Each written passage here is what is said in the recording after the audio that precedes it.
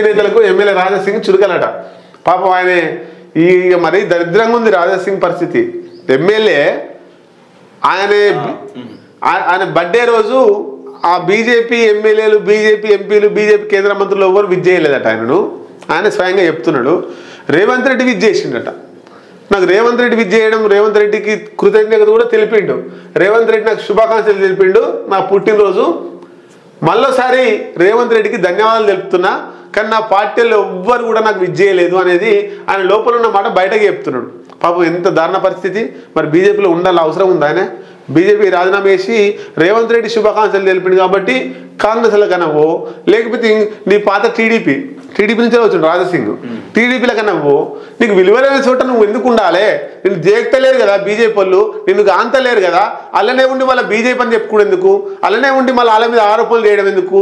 నీకు బీజేపీకి వరదలేదనే సంగతి అందరికి తెలుసు. ఆల్రెడీ ఇద్దరు సస్పెండ్ చేసిర్రు, మళ్ళీ అంటిముట్టనట్టే ఉంటున్నారు. మొన్న ఓడగొట్టాలని కూడా చూసిర్రు. గోశామాల్లో రాజాసింగ్ను ఓడగొట్టాలని బీజేపీ నేతలే స్వయంగా ప్రయత్నం చేసిర్రు. అయినా గెలిచినావు.